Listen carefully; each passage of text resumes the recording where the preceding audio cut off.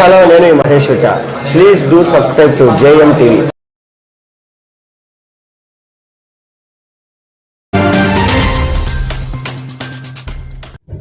జయలింగారెడ్డి గారు వైఎస్ఆర్ కాంగ్రెస్ పార్టీ వైపు నుంచి కౌన్సిలర్ కావడం రెండోసారి. దీనికి మునుపు కూడా ఇక్కడి నుంచే ఆయన సూచించిన మనిషినే వైఎస్ఆర్ కాంగ్రెస్ పార్టీ నుంచి కౌన్సిలర్ చేసినాం. రాజేష్ భార్యను అనసూయమ్మని చేసినాం. రెండుసార్లు వైఎస్ఆర్ కాంగ్రెస్ పార్టీ నుంచి ఎన్నికైనటువంటి మా బీఫారం మీద ఎన్నికైనటువంటి జయలింగారెడ్డి గారు రెండుసార్లు మా పార్టీని విడనాడినాడు. ఆ రోజు అనసూయమ్మను తెలుగుదేశం పార్టీలో జరిపించినాడు. మళ్ళీ ఈ ఎలక్షన్లకు మాలోకి ఇచ్చినాడు. మళ్ళీ ఇప్పుడు మా పార్టీని వీడినాడు, తెలుగుదేశం పార్టీ చేరినాడు. అంటే జయలింగారెడ్డి గారికి ఇది పరిపాటి అయిపోయింది. వైఎస్ఆర్ కాంగ్రెస్ పార్టీ నుంచి ఎన్నిక కావడం, మమ్మల్ని విడనాడి ఈ పార్టీని వైదొలిగి తెలుగుదేశం పార్టీలోకి పోవడం. నేను అడుగుతా ఉన్న ప్రజలను, వైఎస్ఆర్ కాంగ్రెస్ పార్టీ మంచిది కాకపోయి ఉంటే, మేము ఆయనకు గౌరవం ఇవ్వకపోయి ఉంటే, ఆయన యొక్క ఆత్మగౌరవం దెబ్బతినింటే మొదటిసారి మమ్మల్ని వదిలిపోయిన తర్వాత రెండోసారి రాకూడదు. రెండోసారి వచ్చి మా పార్టీ బీఫారం తీసుకొని ఏకగ్రీవం అయినాడు అంటే మాలో లోపం లేదని, ఆయనలోనే లోపం ఉందని. ఈరోజు ఎన్నో అబద్ధాలు చెప్పచ్చు, నాకు అక్కడ సరైన గుర్తింపు లేదు, సరైన గౌరవం లేదని. సరైన గుర్తింపు గౌరవం లేకపోతే ఒకసారి మా పార్టీని విడనాడి మోసం చేసిపోయిన తర్వాత రెండోసారి రాకూడదు. ఎన్నికలు వారం ఉన్నాయి ప్రజలారా, 17వ వార్డు ప్రజలారా, కరెక్ట్గా వారం రోజులు ఎన్నికలు ఉన్నాయి.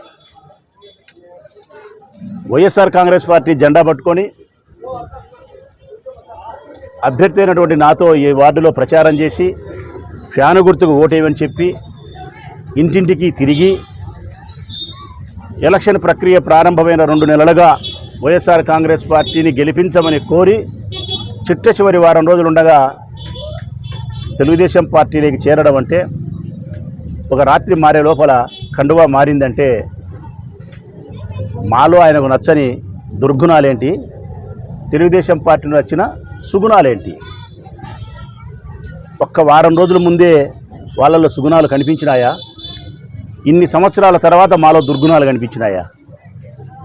జయలింగారెడ్డి గారికి నిజంగా మా మీద గౌరవం లేకపోయినా, మా పార్టీ పట్ల గౌరవం ఇష్టం లేకపోయినా, నోటిఫికేషన్ ముందే, నోటిఫికేషన్ వచ్చిన వెంటనే పార్టీ మారి ఉంటే అది ఒక లెక్క.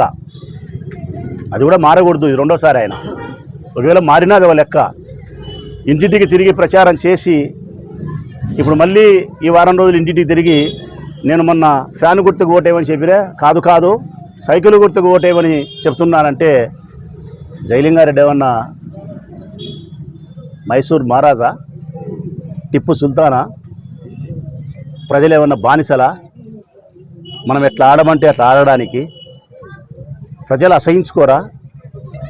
ఒక రాత్రి తెల్లవారే లోపల మీరు కండువాలు మారుస్తే, మీరు సిద్ధాంతాలు మారుస్తే మేము మా అభిప్రాయాలు మార్చుకోవాలా?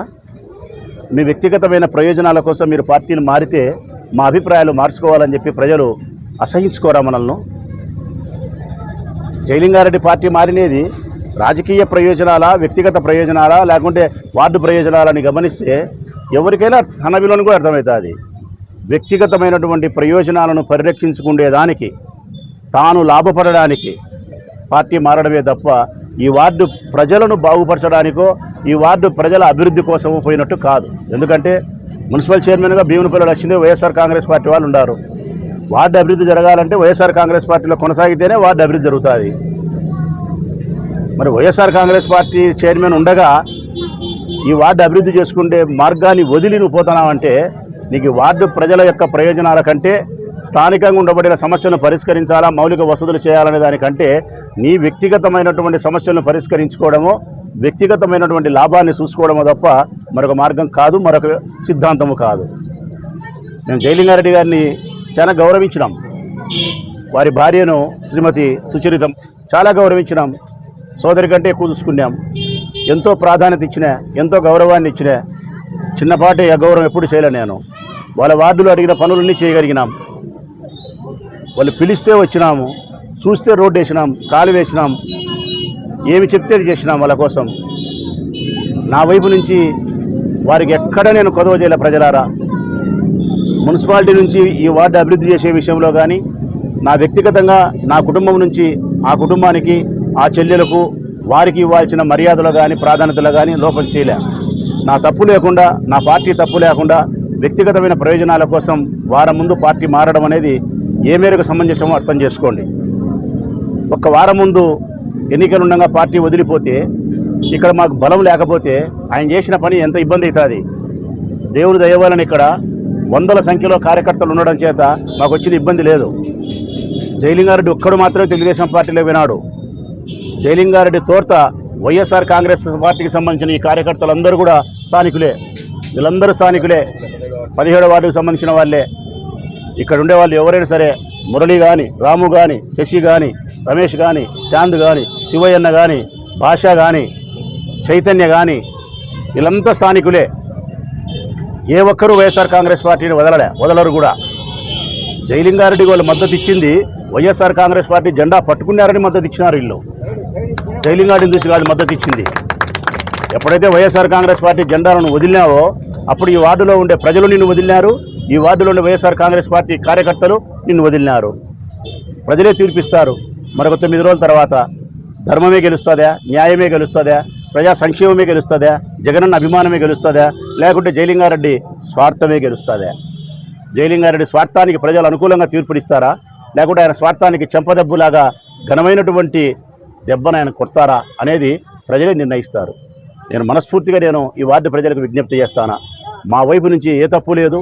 మా వైపు నుంచి ఈ వార్డు విషయంలో కానీ, మీ కౌన్సిలర్ విషయంలో కానీ సక్రమైనటువంటి పద్ధతిలో ప్రవర్తించినప్పటికీ కేవలం ఒక్క వారం ముందు తన వ్యక్తిగత ప్రయోజనాల కోసం వైఎస్ఆర్ కాంగ్రెస్ పార్టీ వీడిపోయిన జయలింగారెడ్డి గారి యొక్క మనస్తత్వాన్ని మీరు గమనించాలని, వైఎస్ఆర్ కాంగ్రెస్ పార్టీకి బాసటగా నిలబడాలని చెప్పి మనస్ఫూర్తిగా కోరుకుంటూ, ఈ వార్డులో ఉండే వైఎస్ఆర్ కాంగ్రెస్ పార్టీ కార్యకర్తలను మనస్ఫూర్తిగా అభినందిస్తూ, ఈనాటికి ఈ 9 రోజుల కార్యక్రమానికి వైఎస్ఆర్ కాంగ్రెస్ పార్టీ కార్యకర్తలే ఇక్కడ నాయకులవుతారు. వైఎస్ఆర్ కాంగ్రెస్ పార్టీ కార్యకర్తలే సైనికులవుతారు.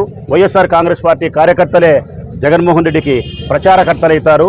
వైఎస్ఆర్ కాంగ్రెస్ పార్టీ జెండాను ఈ వార్డులో అత్యధికమైనటువంటి మెజార్టీ తీసుకొచ్చేదానికోసం స్థానిక కార్యకర్తలు, ఇదిగో ఆ చిన్న పిల్లలే జగన్ పట్ల ప్రేమ ఉండగలిగిన ఆ పిల్లలే గట్టి ప్రయత్నం చేస్తారని చెప్పి మనస్ఫూర్తిగా తెలియజేస్తూ, అన్నిటికీ భగవంతుడే ఉంటాడు. సెలవు.